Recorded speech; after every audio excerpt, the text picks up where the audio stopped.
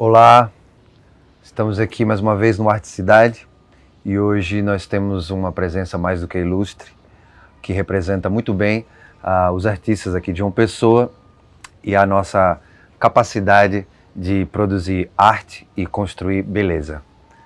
Luiz Carlos Vasconcelos, bem-vindo. Prazer é meu.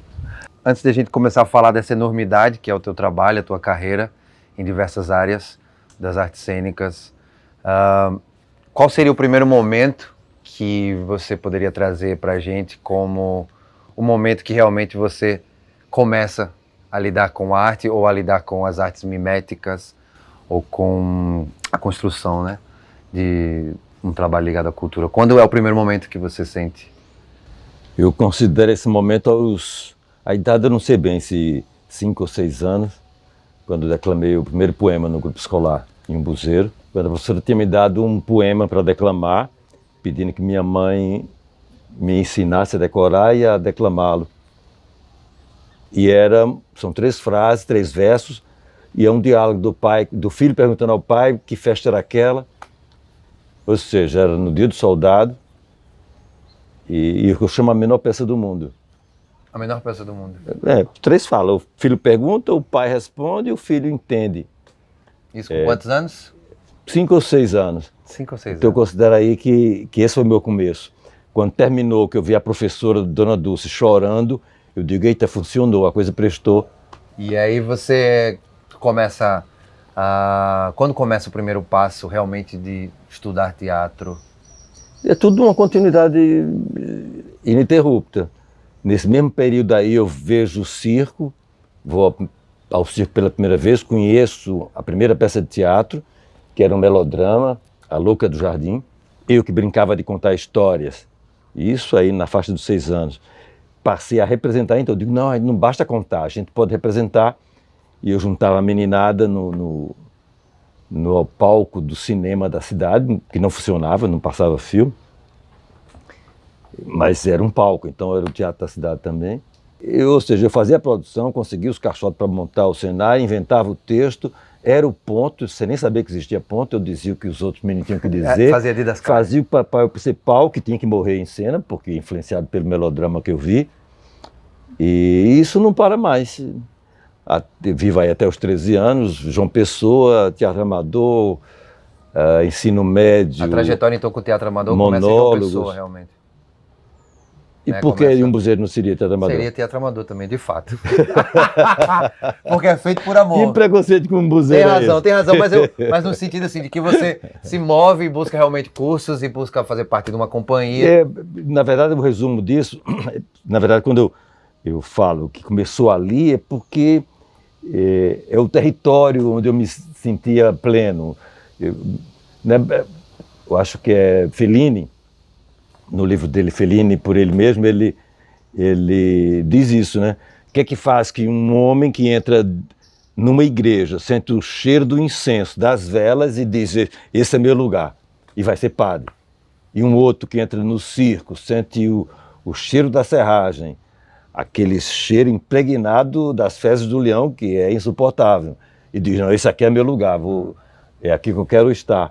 Então, meio que nunca tive dúvida que o território de contar histórias e representá-las era o meu território. O que muda é que quando eu chego em João Pessoa, que começa a cercar ali o Teatro Santa Rosa, Paulo Melo era o diretor do teatro naquela época, se não me engano, e eu não tinha coragem de entrar no teatro, eu ficava tentando ver o palco pela brecha da porta lá fora. Espreitando. Mas eu tinha uma pergunta já que eu fazia, que era, que teatro é que se faz aqui em João Pessoa? Isso com o tempo, possivelmente quando eu me mudo para o Rio, em 84, essa pergunta se transforma. Que teatro é que já fizeram no Brasil? É como se eu não quisesse nunca repetir o teatro que foi feito e pudesse conhecer o que tinha sido feito para poder definir o meu rumo. E depois essa pergunta mudou. Que teatro já foi feito no mundo?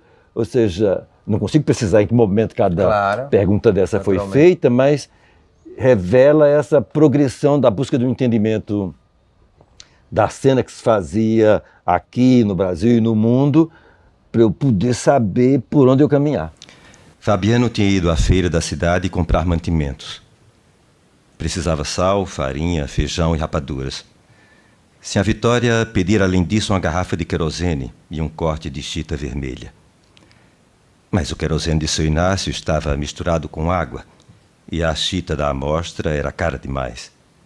Essa sua compreensão, né, a busca por uma experiência, né, consciente com o teatro e com a arte te fez ir buscar cada vez mais e mudar de cidade e procurar outras coisas, né, para experimentar.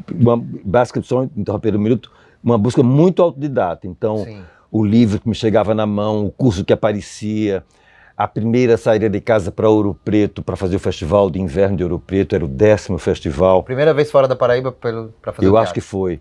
Foi para fazer esse festival, sem estar inscrito, mentindo em casa que eu tinha conseguido com a secretaria as passagens, levando uns quadros horríveis que eu pintei para quarto de criança nas costas do Eucatex, enormes, pesadíssimos, não vendi um, e para tentar me manter lá. Ou seja, sempre uma busca muito ativa de uma busca de com a sua própria lupa, mas por mim mesmo. Exatamente. Bom, tem uma história muito engraçada que você conta, que é quando você estava no Rio de Janeiro e foi falar com uma pessoa muito especial do teatro, pediu alguma... O que eu faço agora? Como que eu faço? Estou aqui, cheguei de uma pessoa e acho que era o Bibi Ferreira, que você teve a oportunidade de conversar. E ela teve uma resposta para você bastante homônima, engraçada. Não sei se você está com a história aí na ponta da língua. Foi de uma dessas idas de férias para o Rio, para casa do meu tio, e era a 100ª apresentação de Gota d'Água. Bibi namorava Paulo Pontes. Aí eu usei esse gancho. E o ator paraibano, jovem, eu digo, o ator paraibano queria um conselho, que ela me diria. O que eu faço? Só que Bibi eu era fã incondicional da Bibi, porque eu, criança em um buzeiro, a televisão nascendo, eu vi os programas de teleteatro que a Bibi fazia. Era fã, enlouquecido por ela. E pediu a dica. Fui 2 dias ao teatro, deixando recado. No segundo dia, que era justamente a 100ª apresentação, lá vem ela depois, esperando lá frente do teatro, todo mundo já saiu, plateia, atores. Lá vem ela com 2 pacotes de pipoca, um doce e um salgado, comendo, branca, baixinha. Então é você o paraibano, que sou assim, eu faço teatro, queria um conselho. E aí ela diz, hoje foi ela que disse, a apresentação número 100, eu estou dando um jantar na minha casa, alguns atores estão indo, você quer ir? Tu já pensou? Que oportunidade, hein? Parou um Galaxy na frente do teatro, ela entrou na frente, eu entrei atrás, e um comediante, que eu não vou lembrar o nome dele agora, famoso, da TV, sentado detrás comigo, e foi a noite mais incrível para mim. Ela tocou piano, ela dançou, jogando a perna dela aqui em cima, entrava, jantamos, ela ia para a parte interna lá do apartamento, parava lá na quina, olhava para mim e dizia, você me pediu 5 minutos, não foi? Tá bom. E eu entendia que ela estava me dando a noite inteira. Claro, inclusive, contou como era a abertura dos musicais da época da Praça da Bandeira, que ela falava de um diretor que tinha e que ela também era atriz, e deu uma dica incrível que eu passei a nomear de a Lei Bibi Ferreira, que ela me sentenciou e eu compartilho com todo mundo aqui. Depois de contar essa abertura do espetáculo, desse musical, que a cortina abria, a orquestra atacava, a música estrondosa, o trono de costa no topo da escadaria começa a girar, ela de faxineira no meio da plateia, pano amarrado na cabeça, vassoura na mão. Quando conclui o giro, não tem ninguém no trono. Apaga tudo, ou seja, como um erro. Apaga a luz, fecha a cortina, repete-se tudo, a cadeira começa a virar, a orquestra tocando, ninguém no trono. Aí ela da plateia, a luz na plateia, em cima de Bibi, de faxineira, diz, essas estrelas estão brigando no camarim, contando quem tem mais lantejoula na roupa, e não vão chegar aqui nunca. Aí arranca o pano da cabeça, joga a vassoura, sobe a escada e senta no trono. Isso era a abertura de um musical. E aí sentenciou. Porque a cena que abre um espetáculo é a que diz a que vem esse espetáculo. E a última cena é o que o espectador leva para casa. Isso me norteia até hoje. Claro, eu leio da minha maneira. Daí que eu passei a chamar. Essa é a lei Bibi Ferreira. By a waterfall, I'm calling you. We can share it all beneath a ceiling of blue. We'll spend a heavenly day here where the whispering waters play. There's a whippoorwill that's calling you. Queria que você comentasse um pouquinho sobre um dos espetáculos, né, mais importantes, eu acho, né, literalmente do arcabouço brasileiro nas artes cênicas, que é o Val da Sarapalha, no qual você, né, se consagrou como diretor. E, bom, comenta pra gente, porque é realmente uma enormidade, e eu queria que você comentasse como foi essa experiência e o que significou esse trabalho para Piolim e também para você. E vou fazer um link com o que eu falei lá no começo sobre aquelas perguntas que eu me fazia. Que teatro se faz na Paraíba, que teatro se fez no Brasil, que teatro se faz no mundo. Foi na busca de resposta do teatro que se fazia, fez e se faz no mundo, que eu fui bater na Dinamarca com o Din Teatret do Eugênio Barba, 86, 89. Eugênio teve no Brasil, eu estava no Rio já, escuto a fala dele, digo, eu tenho que escutar mais esse cara, ele fala tudo que eu estou pesquisando em teatro. Não é que eu fosse pesquisar o que ele estava propondo, o que ele estava propondo era o que eu, sem saber colocar naquelas palavras, que eu não tinha a erudição nem o conhecimento de Eugênio.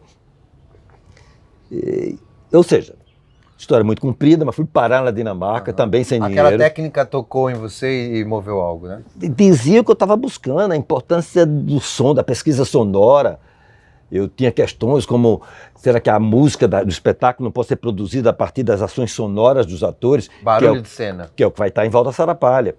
Então, quando eu volto, eu que tinha um conto que conheci no meu curso de letras aqui na UFPB, do livro Sagarana de Guimarães Rosa, o conto Sarapalha, e que eu pensava em fazer como um roteiro para cinema, porque tinha um cachorro, cachorro, o perdigueiro Giló. Que depois quem fez o personagem foi... Quando eu volto da Dinamarca é que eu me toco. Peraí, um ator pode fazer o cachorro, não tem que ser naturalista, um cachorro de verdade no cinema. Que é uma grande sacada desse espetáculo, sem dúvida. Servilho vai fazer o cachorro, eu nem conhecia, Everaldo Inanego, que eu tinha chamado... Esse tempo que eu estava fora da Paraíba, eu estava no Rio. Disse, não, os Servilhos, que tinham feito espetáculos com Eliezer, os Anjos de Augusto.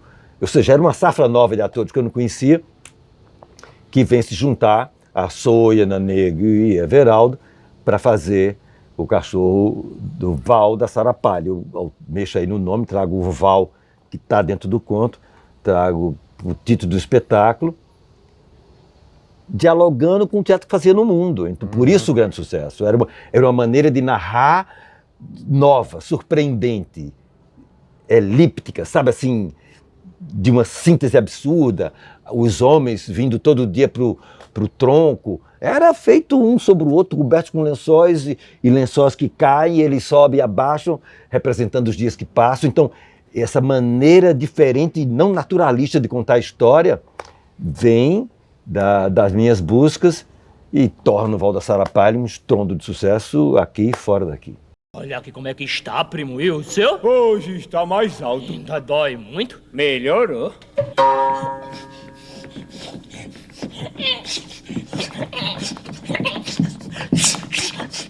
Então, nos mantendo ainda nessa discussão, né, sobre a sua percepção estética, né, do seu trabalho, a gente tem também um outro espetáculo bastante conhecido que você dirigiu, que é o Retábulo, que também imagino que deva também fazer parte dessa sua busca de uma construção própria desse fazer de teatro.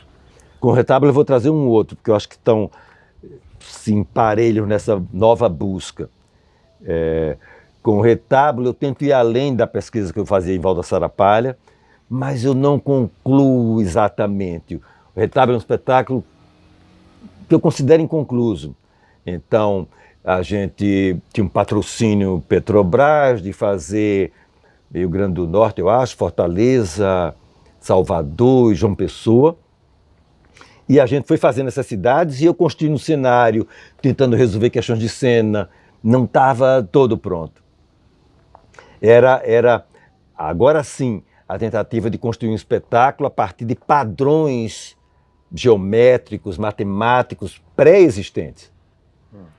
Então, acontece Um caos organizado ali, vamos dizer. Caos é tu que está dizendo.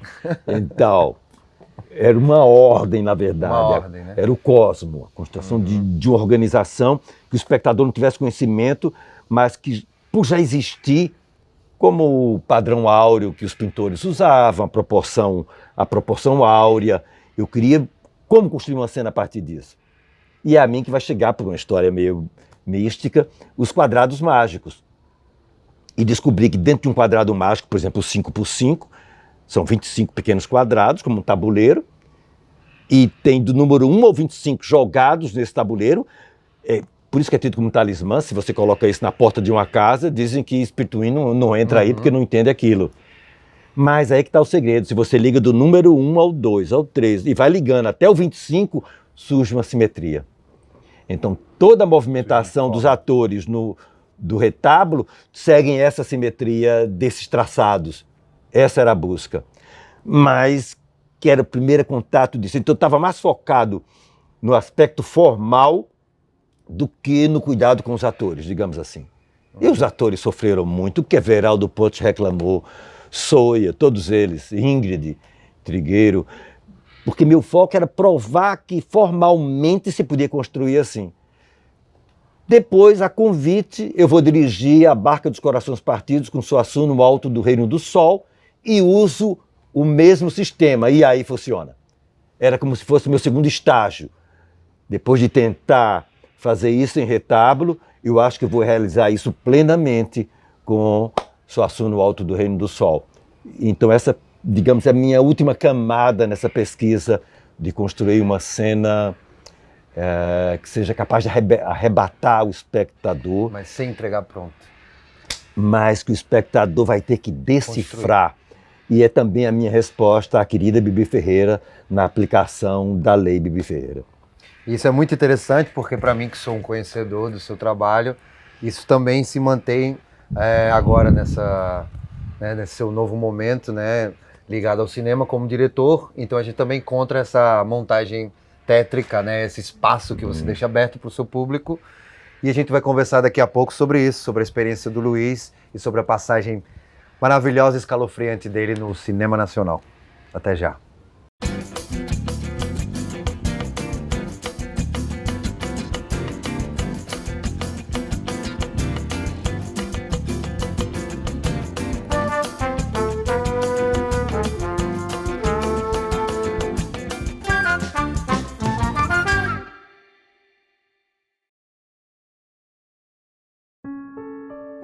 A violência tem atingido muitas mulheres. E acontece muitas vezes dentro de casa. Em 2019, o feminicídio já foi responsável por quase metade dos assassinatos de mulheres em nosso estado. Mais de 1.000 mulheres já perderam a vida nos últimos 10 anos na Paraíba, vítimas de violência. Nesse momento, em algum lugar, temos menos uma mãe, menos uma esposa, menos uma filha. Elas foram vítimas de feminicídio. Nenhuma menos. Chega! Violência contra a mulher é crime. Denuncie. Disque 123, 190 ou 197. Uma campanha do Ministério Público da Paraíba e da Câmara Municipal de João Pessoa.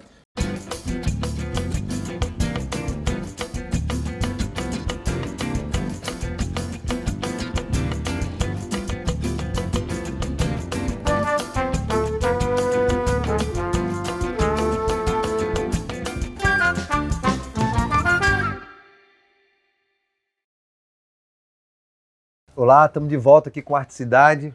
continuando com Luiz Carlos Vasconcelos, falando sobre teatro, sobre cinema, sobre produção cultural na Paraíba e no Brasil. Bom, Luiz, agora a gente vai falar um pouquinho sobre cinema, né?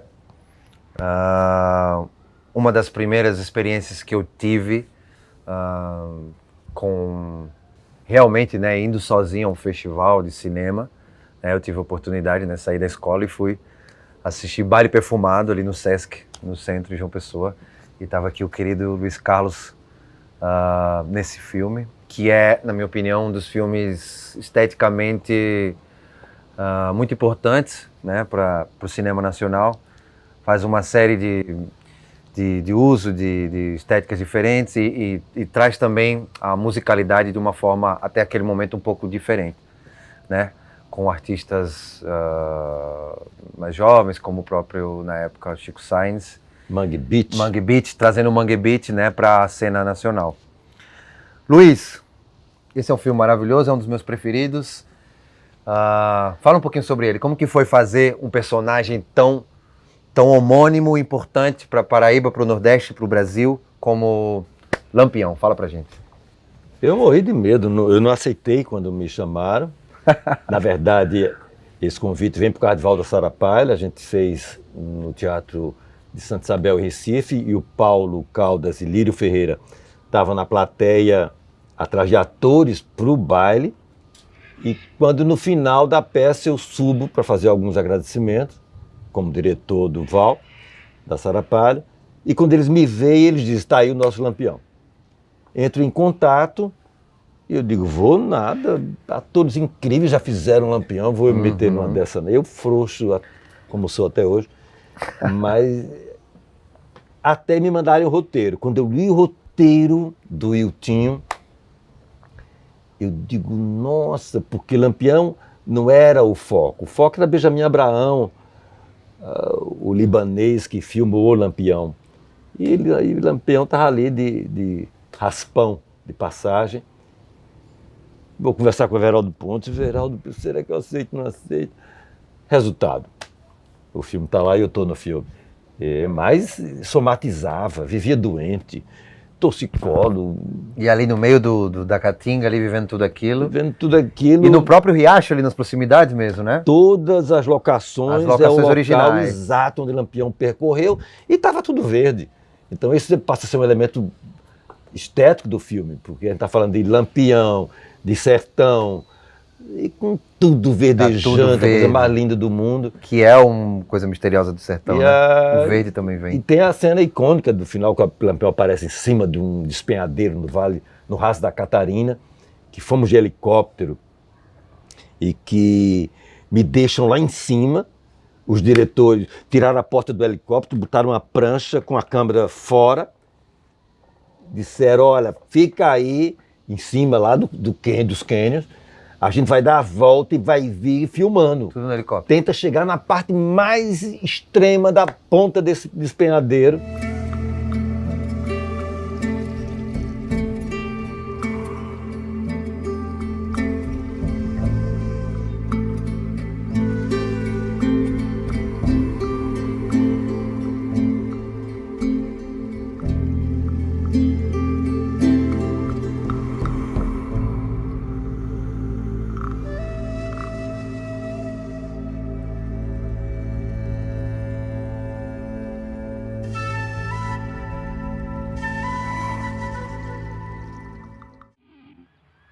Que maravilha. Maravilha por quê? Eu quase morro de medo. Uma experiência. Ninguém nunca pisou ali, um homem não podia chegar ali. Fui de avião, de helicóptero, cheio de cocô de cabra selvagem. Não era território humano, era território... Era a vida dos de cangaceiros? helicóptero, só chegar ali em cima daquele cânion. Aquele era o Real Cangaço. Nem povoado, nem cidade, nem coisa nenhuma.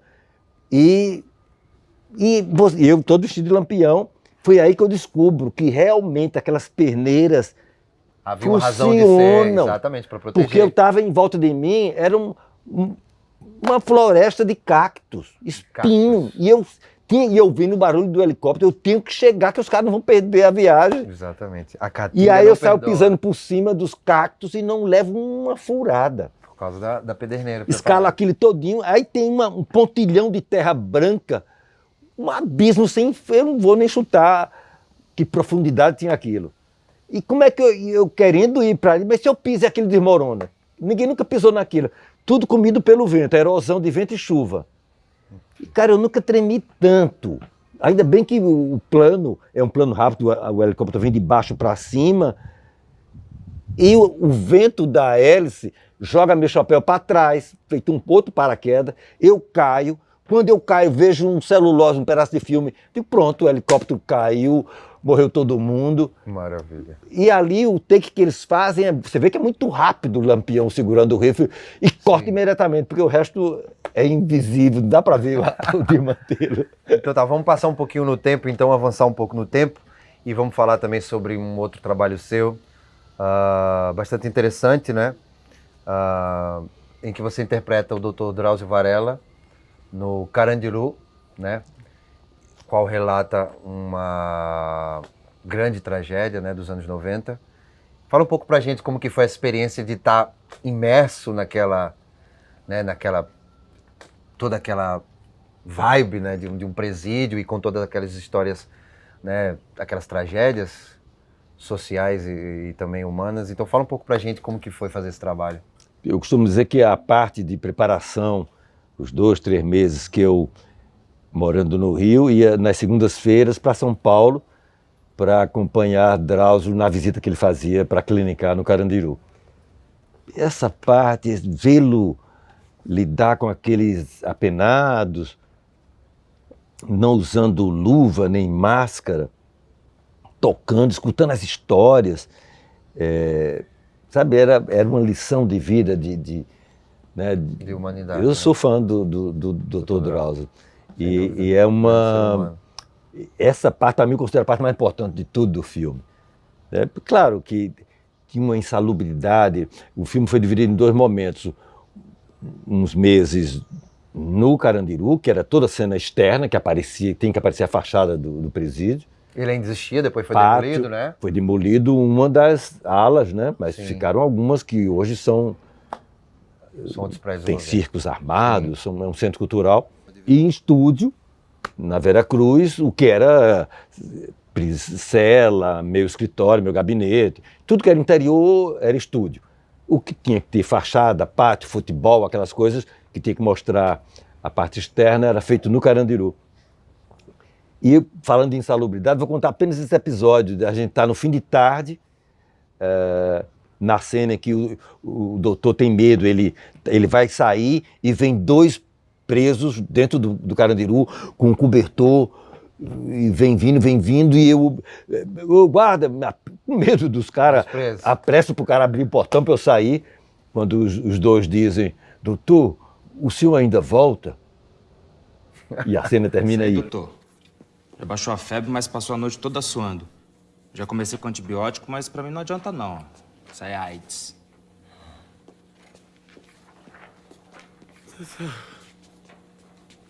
Doutor. Quem tirou o oxigênio? Eu não quero morrer. Me tira daqui. Por favor. Teatro, cinema, televisão, mas isso não é suficiente e vamos falar um pouco também da experiência, da nuance bufônica do nosso querido Luiz Carlos Vasconcelos. Vamos falar um pouco sobre o clown, né, que a cidade de João Pessoa conhece muito bem e que nós nos orgulhamos muito, que é o Chuchu. Vamos falar um pouquinho sobre Chuchu, Luiz? Vamos, muito até se quiser. Então vamos começar assim, Chuchu, da onde vem Chuchu? Assim, o que é o Chuchu para esse ator realmente desafiador, um artista que busca rupturas, novos encontros com a sua arte, com uma consciência estética tão forte, como que é esse clown na cabeça no coração desse ator? A vida me deu, Chuchu. Eu não planejei, não fiz nenhum movimento. Primeira coisa com o Chuchu vai ser quando fazemos o que se chamava de Caravana Cultural Piolim.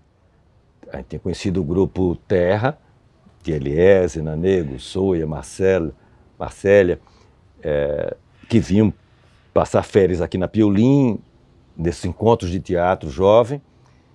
E fizemos essa turnê, levando a peça Os Pirralhos, que eu dirigi com eles. De dia a gente apresentava A Viagem de um Barquinho, um espetáculo infantil que era de rua.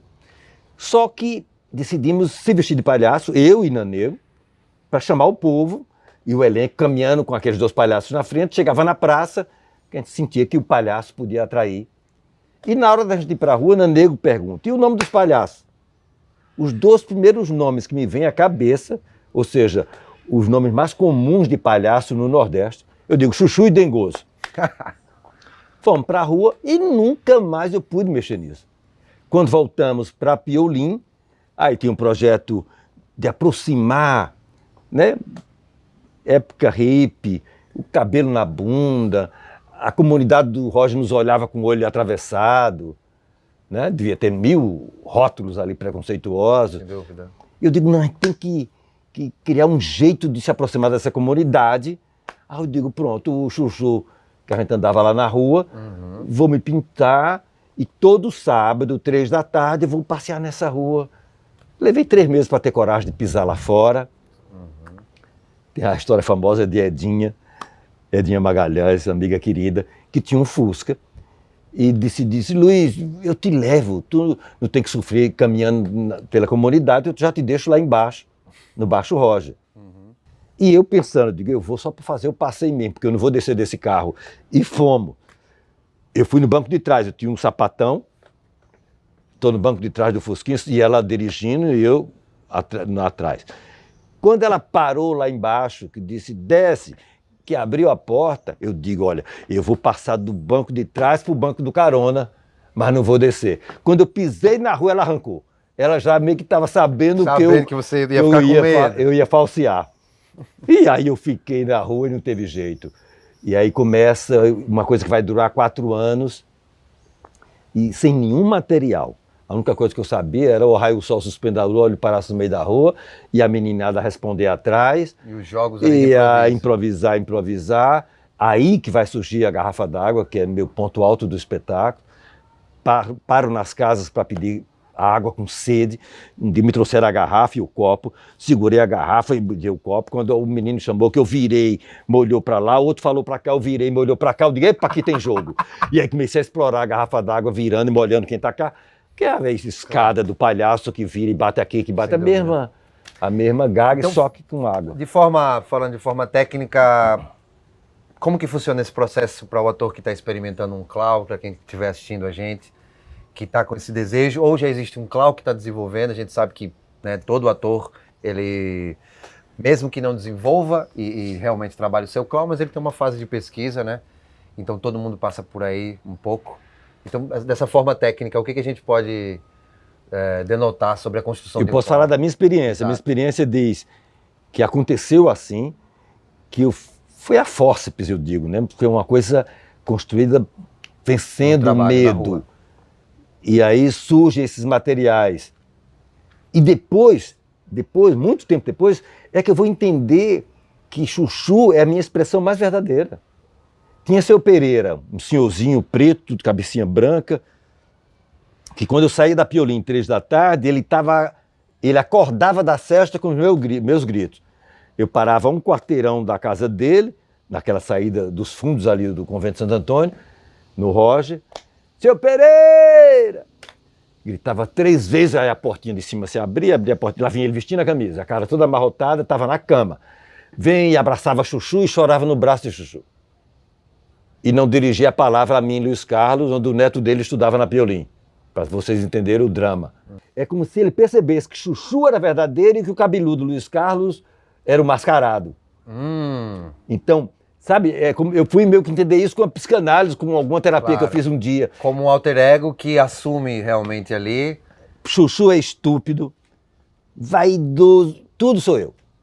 Então, a vaidade de um clown, ajeitar o pitó e perguntar. A construção de um clown, então, sem dúvida, passa por aceitação de si mesmo, passa por um trabalho. Eu acredito que para que o palhaço funcione, tem que ser uma expressão verdadeira daquele ente que está ali, daquela criatura humana que está pintado. Porque um estandarte de eu analisando a partir da minha experiência. Né, e pelos palhaços que eu conheço, então, que funcionam. É a expressão mais autêntica daquela criatura. São as camadas ridículas minhas de Luiz Carlos. são meus lados disformes, sombrios, sabe? Até meio, até uma falta de caráter. O Chuchu põe a culpa em todo mundo, menos nele. Sem dúvida. Se acontecer igual... Eu estou falando alto, eu digo, fala baixo. Mas estou falando de mim mesmo, ou seja, bota a culpa no outro. Isso é parte da construção realmente do clown? Se eu faço assim e está em Chuchu, é porque essa é uma expressão minha. Eu costumo dizer, se Chuchu não existisse, eu não sei se Luiz Carlos seria são mentalmente. Uhum.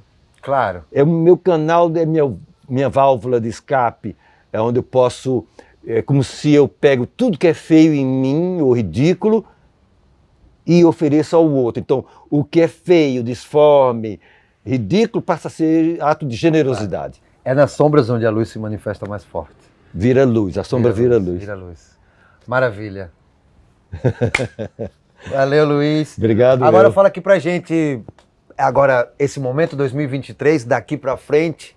Só Deus sabe. O que é que você quer aprontar? O que é que você ainda quer fazer? Eu estou preparando mala, estou indo gravar uma novela nova, chama Guerreiros do Sol, que é uma novela nos moldes do Todas as Flores, quer dizer, ela passa na aberta, mas o restante está no streamer no também, Globo Play. Exatamente. E aí vou estar meio que no Rio, meio que morando no Rio até final de novembro. Okay. Essa é a última coisa, e os filmes que já estão feitos por aí, que devem a qualquer momento estar passando nos cinemas.